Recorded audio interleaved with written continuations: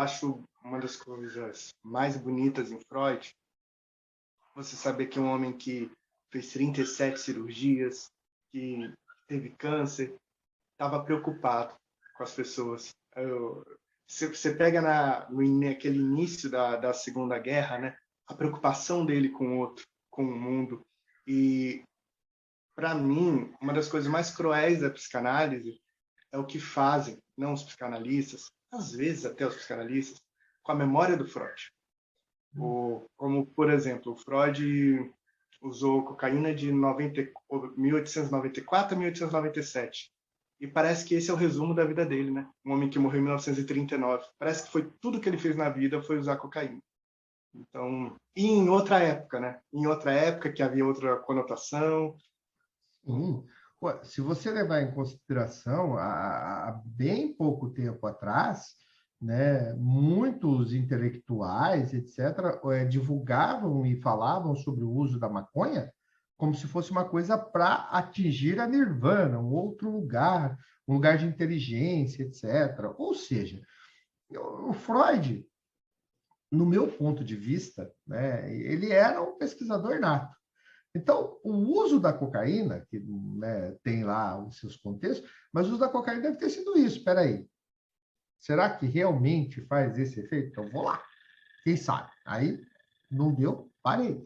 Né? O Freud, ele era muito preocupado. Eu recomendo, guardadas as devidas para alguns é uma série excelente, para outros é uma série chata. Eu vou entrar no esquema do que era a série do Freud que tem no Netflix, né? Se é boa, se é ruim, não vamos entrar nisso. Mas, pelo menos, mostra como as pessoas sofriam e como elas eram ignoradas, como elas eram objetos, né? Tem a série JK aí, que viralizou na internet por uma cena que o rapaz fala lá para outra, e se prepare que eu vou lhe usar. Né? A gente põe isso como uma piada hoje, mas isso era uma realidade. As pessoas eram assim, né? Você é funcionário, você tem que trabalhar 18 horas por dia até a exaustão. E a hora que você morrer, eu coloco o outro no seu lugar. Né? E, de repente, Freud vem e fala assim, mas peraí, por que a gente põe as pessoas em fornos, etc., para elas suarem e espantar esses demônios? Por que a gente não escuta aquela criança ou aquele jovem que está contando alguma coisa que é extremamente importante para ele, ao invés de ficar dando remédio, internando, fugindo, né? Eu acho que ele não teve condição de... Ele não se encontrou com Schreber, mas eu acho que ele seria, assim, alguém que iria escutar Schreber de uma outra forma. Como você chega até aí? Mas ele, apesar de não escutar Schreber, ele já chama a atenção. Olha bem como é que era o pai e a mãe de Schreber. Olha o pai dele. Daí você entende por que, que ele estava assim um pouco também. Olha o comportamento da família.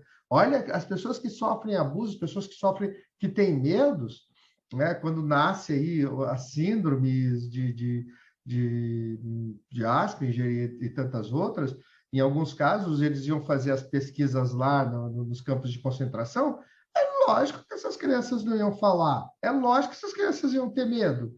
Era totalmente coerente, mas pega ali um grupo de crianças, olha aqui e fala: olha, o comportamento é assim, elas não falam, elas não olham nos olhos, elas não se relacionam, porque elas têm um transtorno.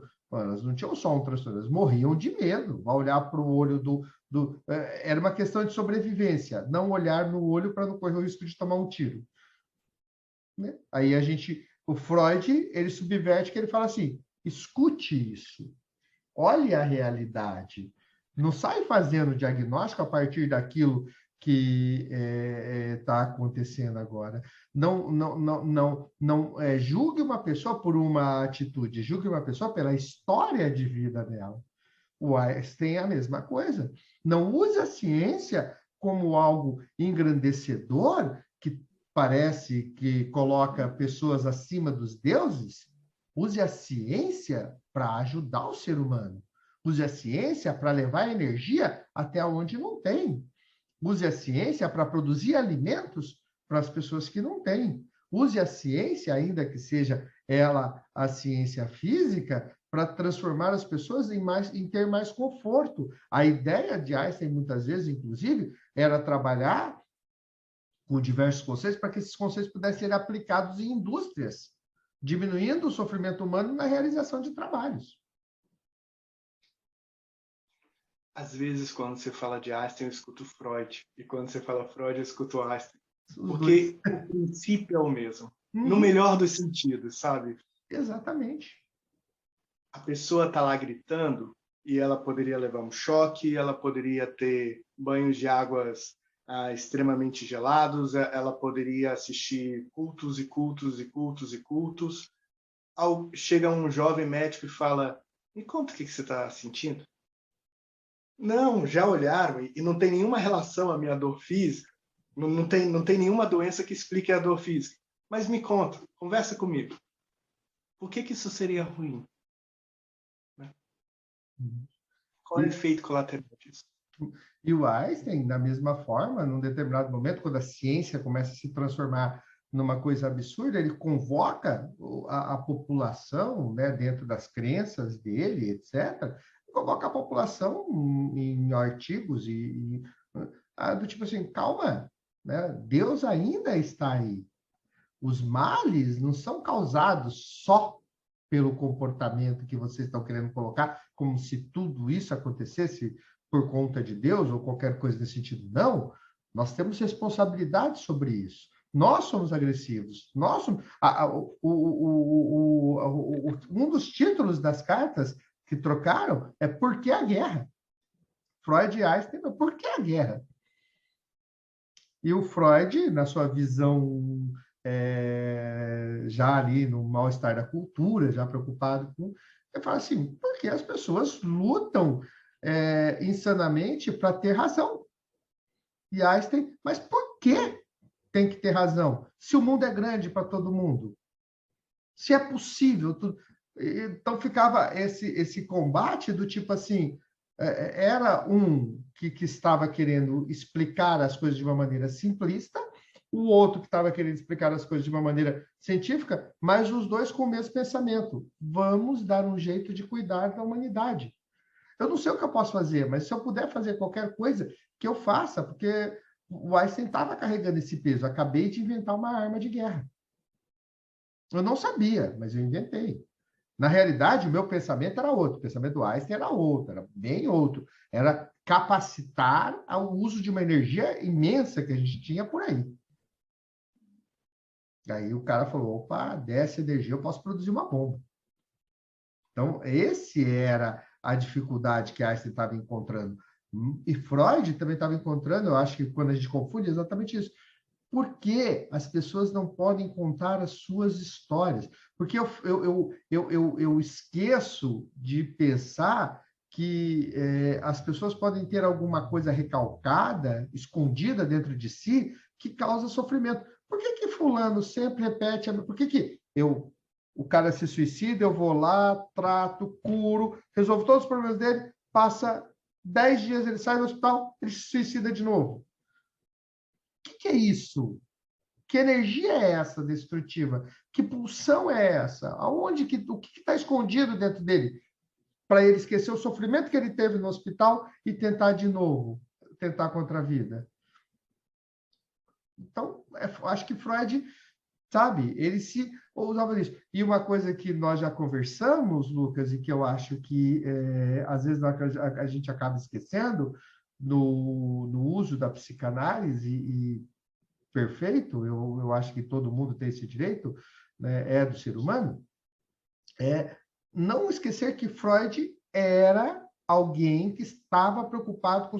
Ele não estava só criando uma teoria, ele estava preocupado com o sofrimento humano, ele mudou a sua teoria, como a gente disse aqui, né? A gente adora falar de negócio de bastidores, né? No falecimento de Sophie, né? Ele muda a sua teoria, ele reconhece, fala, tudo aquilo era balela, a gente sofre mesmo, e sofre muito, e dói pra caramba, né? Não é assim tão trivial. E, quer dizer, as pessoas têm o direito de sofrer, as pessoas têm o direito de terem dores. E Einstein era a mesma coisa. As pessoas têm o direito de terem medo, receio, rancor e quererem ter uma vida melhor. Por que todo mundo não pode ter uma vida melhor? Por que eu mereço ter um espetáculo, uma coisa absurdamente grande, enquanto o outro não tem absolutamente nada? Questiona a igreja. Por que Galileu Galilei foi tão desprezado para agora vocês compreenderem que ele estava falando a verdade? Por que não escutou ele antes? Poxa vida.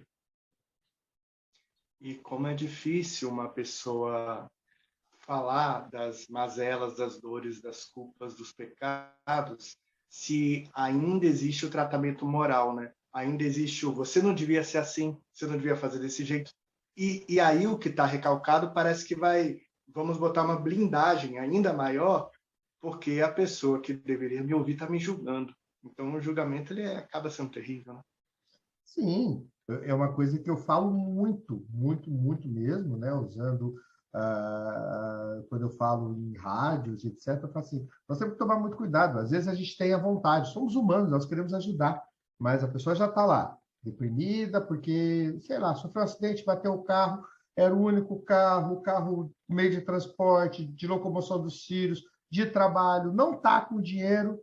Aí vem alguém e fala assim, você devia estar grato que você está vivo.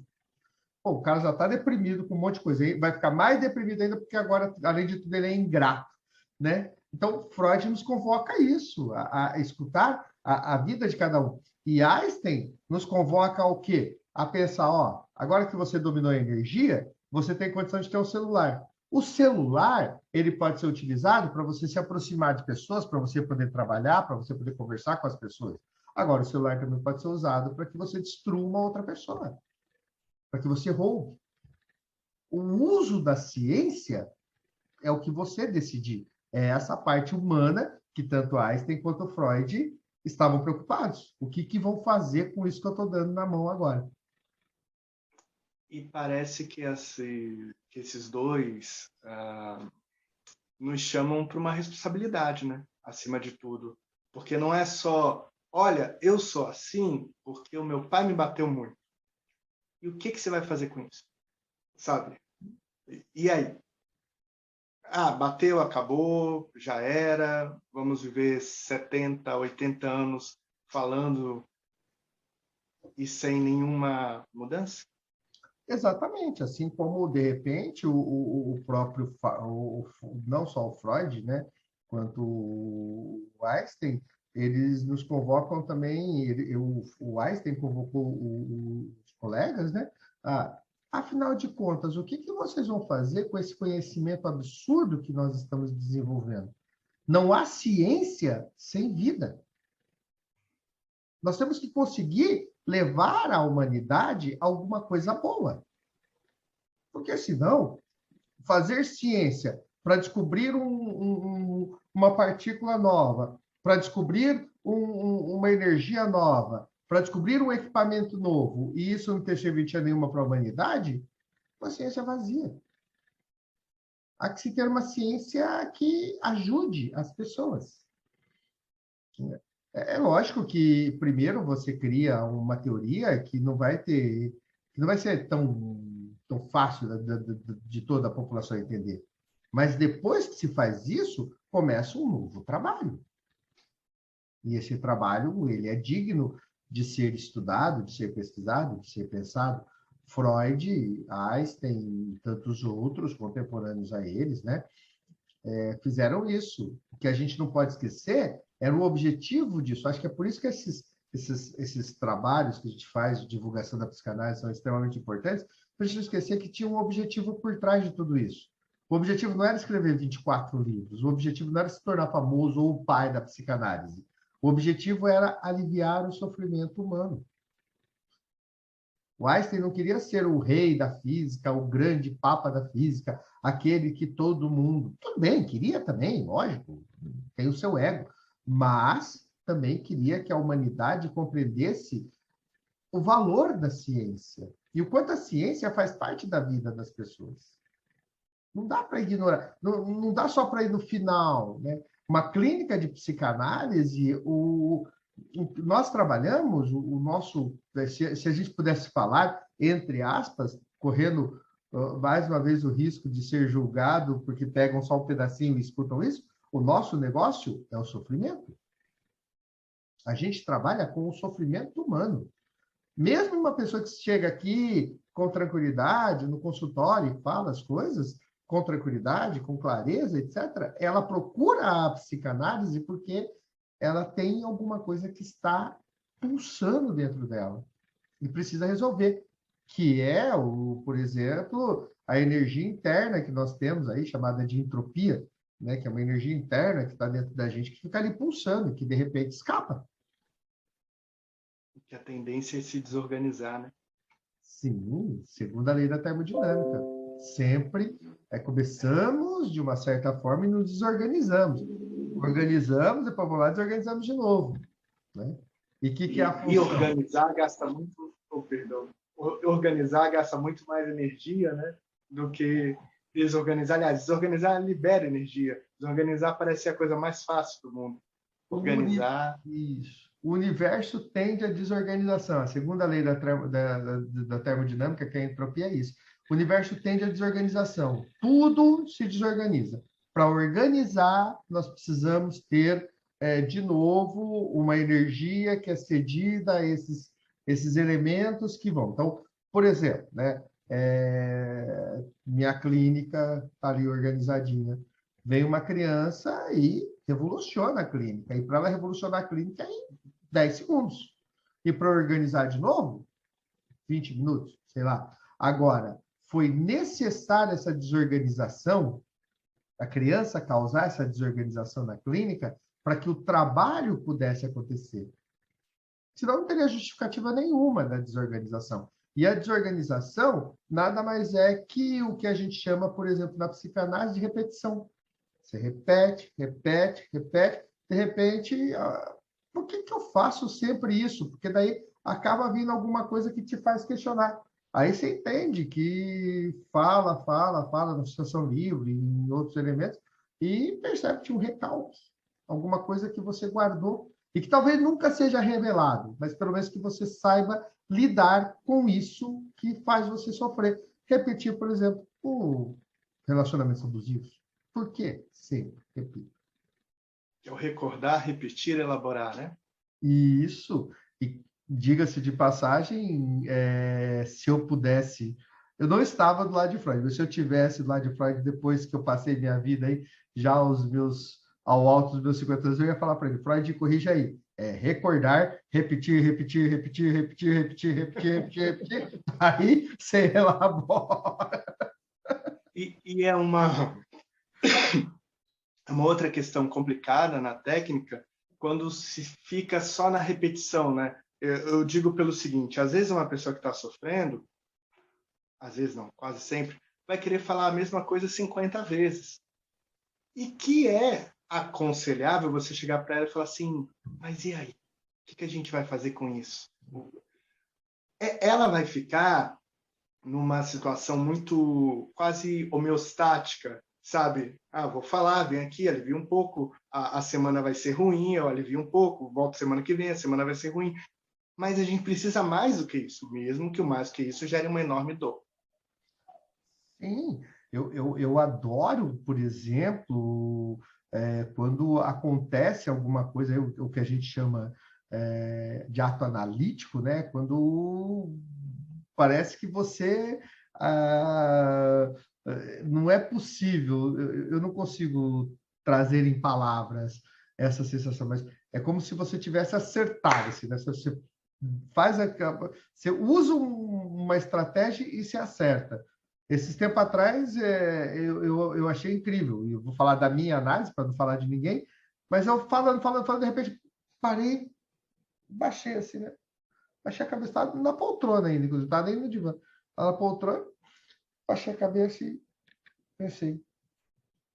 Meu analista, numa sensibilidade absurda, falou: por que não continua falando o que está pensando?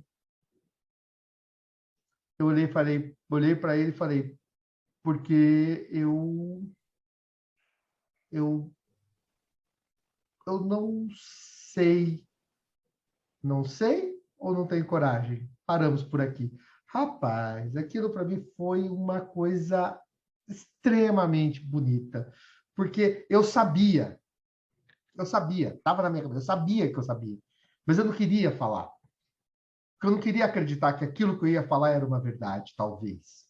né? Daí eu não quero entrar mais no mérito do resto, porque senão eu vou começar a revelar a minha vida aqui. Mas é interessantíssimo como a técnica é importante. Por isso que eu convoco todos. Tem curiosidade sobre Freud? Leia Freud, mas também leia as cartas, leia as biografias. O Lucas tem ali atrás dele uma linda, essa biografia mais grossa aí, que é do Gray. É Gray? É. Do Peter Gray. Isso, Peter. Sabe, leia isso, entenda que em determinados momentos Freud também precisava vender o seu produto, precisava fazer a coisa girar, né? Porque precisava viver. Então, é importantíssimo reconhecer a humanidade desses cientistas, né? Que revolucionaram o mundo nas suas teorias, nos seus conceitos, na sua vida. Você falou da humanidade Freud. Eu me lembrei uma carta que eu li dele essa semana. Ele fez a carta para a esposa, para Marta, mas quando eles eram namorados, ele devia ter uns 17, 18 anos, ele falou mais ou menos o seguinte: como é que eu faço para você ficar feia para que eles parem de olhar para você? Isso não é uma pessoa humana? Assim, não é um ser humano, assim. O pai da psicanálise Crisento. Já pensou? Aí tem uma hora que ele chega e fala para ela assim: olha, quer saber? O que importa não é o que eles acham de você, mas o que você acha deles. Se você não estiver olhando para eles, está tranquilo, está tudo em paz. O pai da psicanálise, o ser humano. Pai da psicanálise, um crisento. Tô com ciúmes e vou fazer o que com ciúmes? Não sei, mas tô com ciúmes, tô gostando. Entendeu? E eu acho que quando o Freud escreveu para Ferenczi aquilo, mostra bem a humanidade.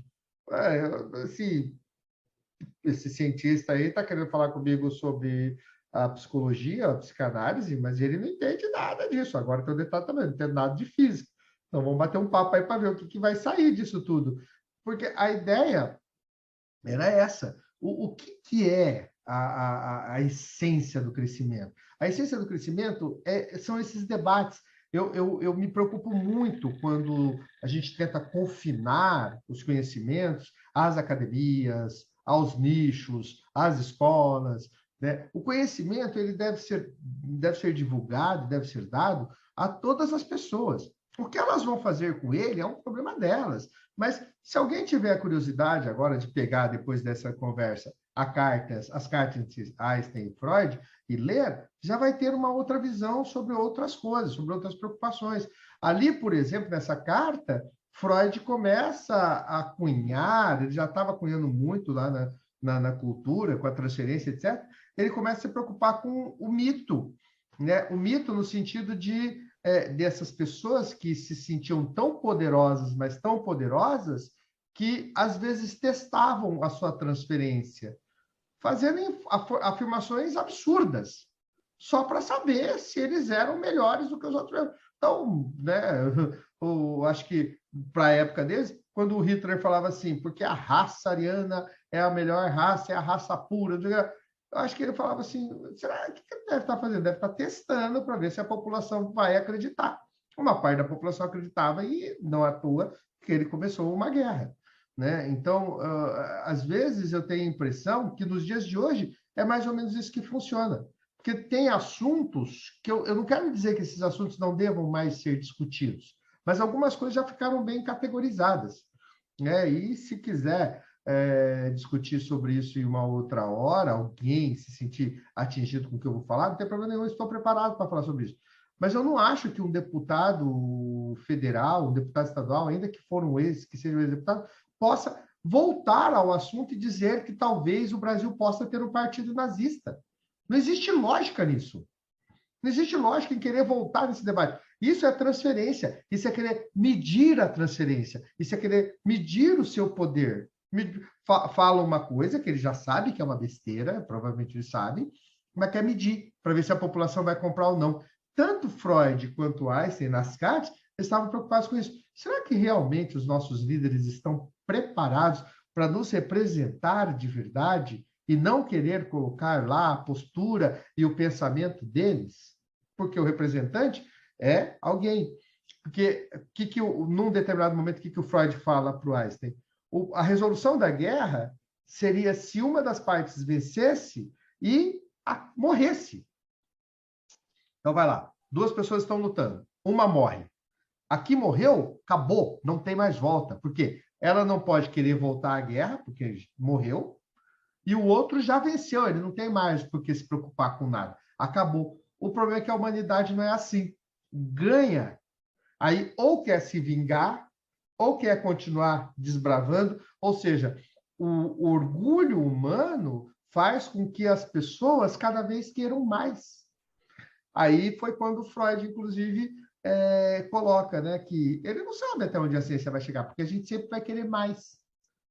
Agora, se a gente quiser mais, para poder ter mais condição de pensar em outras oportunidades, por que não a ciência? É importante, sim. É importante para a Lua, é importante pesquisar, é importante querer chegar a Marte, desde que isso tenha alguma serventia para a humanidade. E tem, né? Tem muitas coisas aí que são importantes, né? Voltando lá ao podcast que fizemos sobre o Não Olhe para Cima, sabe, eu não quero chegar a um outro mundo ou a um outro planeta para me vangloriar que cheguei lá.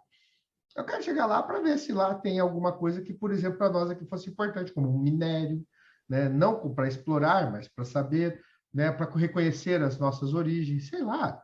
1 milhão de coisas podem ser pensadas. O que não se pode esquecer é que atrás de cada coisinha dessa tem um humano.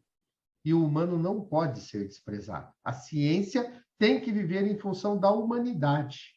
A psicanálise tem que viver em função da humanidade. Ainda que seja um trabalho solitário, a psicanálise, paciente, psicanalista, mas é a favor da humanidade. Porque se eu penso ao paciente psicanalista, eu penso que o divã seria uma ilha onde o paciente está falando as coisas e tudo bem. E a realidade? Se o cara chega e fala, eu quero pedir demissão do meu emprego, e você pensa, tá te fazendo muito mal, realmente você deve pedir demissão, porque, olha, faz 10 sessões que só fala mal desse emprego. Eu falo, sabe que você tem razão? Beleza, vou lá pedir demissão. Tem como se alimentar? Vai ter emprego? A realidade, por exemplo, na realidade do país hoje, pedir demissão de um emprego, vai conseguir outro? Já são coisas a pensar. Pior ainda, por que repete tanto que está mal, mas está trabalhando lá há 15, 20 anos? O que é que está envolvido em tudo isso? A fome é pior do que um emprego ruim. E pronto. É uma questão de lógica. Eu acho que Freud, Einstein, sabe, indo para a psicanálise com criança e adolescente aí, Françoise Doutor e tantos outros, até o próprio Winnicott, que muitos não consideram psicanálise e tudo bem, e outros estavam preocupados com isso. Eles foram lá e pegaram crianças pós-guerra. Em vez de diagnosticar essas crianças como órfãos que estão sofrendo, foram escutar para entender quais eram os medos, quais eram os anseios, quais eram as preocupações, o que estava acontecendo, qual era a importância de um abraço. A pessoa, eu não consigo imaginar o que é isso, mas eu fico imaginando como é que devia ser para quem estava desenvolvendo toda uma técnica, toda uma teoria, abraçar uma criança e perceber que ela se acolheu e cochichou alguma coisa no ouvido do tipo, muito obrigado, ou como eu estava precisando disso, ou ai, que gostoso, sei lá. É diferente de você pegar um livro agora e ver a técnica. Interpretar desenho. Esses dias atrás postei o desenho, alguém interpretou o desenho. Gente, cuidado, a técnica não é bem só olhar um desenho e interpretar, tem uma história por trás ali. Era o meu desenho que eu fiz competindo com uma criança sobre mim e estava horrível. Daí, porque eu vejo rastros de violência e não sei o quê. Eu falei, não, eu só vejo rastro de quem desenha muito mal. Só isso. Assim como um sonho só tem significado de acordo com o sonhador, né? Como é que você vai falar de um desenho que você não sabe o que está na cabeça de quem desenhou? A avó tinha uma coisa de sonhar. Avó, hoje eu sonhei com um monte de aranha subindo numa árvore, fazendo uma coisa. Isso é cobra, 23, vou jogar no bicho. Saia de casa, ia jogar. Mas. Sabe, eu sempre falo isso. A minha cor preferida é preta, é a cor preta. E tem sempre alguém que, não, sonhar com a cor preta, que está todo mundo vestido de preto, é porque teve uma morte. é minha cor preferida, então eu estou elegante. Se eu sonhar que está todo mundo de preto, poxa, eu devo estar num evento incrível, mas isso só faz sentido porque a minha cor preferida é a cor preta. E o Winnicott, eu acho interessantíssimo que, como às vezes as pessoas querem rotular. Para mim, ele é o meu segundo psicanalista, entre todos.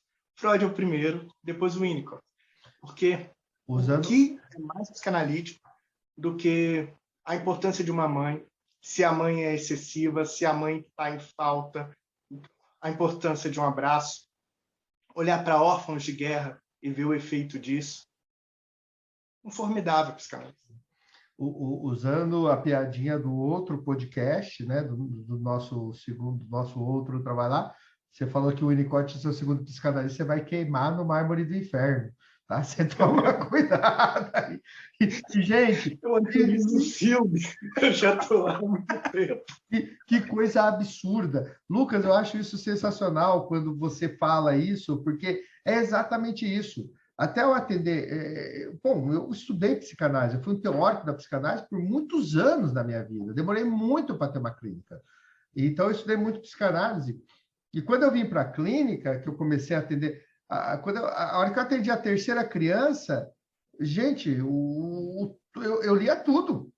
Eu lia psicopedagogia, eu lia pedagogia, eu lia a própria psicanálise, lia Winnicott, lia Doutor, lia Ana Freud, li tudo, porque eu entrei em completo êxtase de ler essas coisas para compreender qual era o universo infantil, que era muito diverso do universo adulto. Uma coisa era escutar um adulto, outra coisa era escutar uma criança que eu escuto a criança, o vô, a avó, o pai, a mãe, a professora, o diretor da escola. Era uma outra história.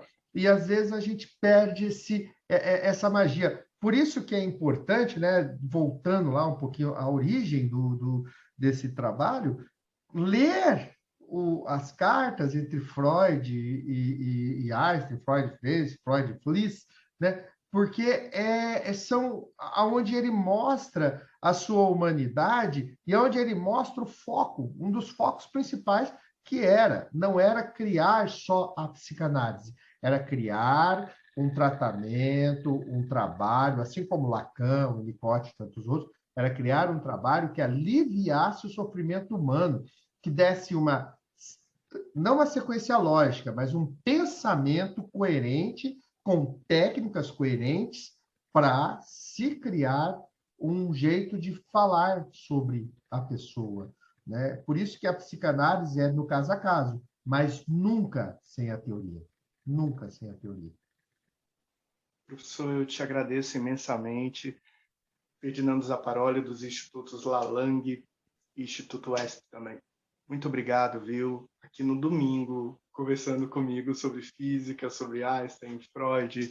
Te agradeço imensamente, muito obrigado. Eu tenho certeza que você contribuiu muito para a transmissão da psicanálise. Muito obrigado. Eu que agradeço e lembro, né, o que a gente acabou de falar aqui agora há pouco, a psicanálise não existe sem o humano. A ciência não existe sem o humano.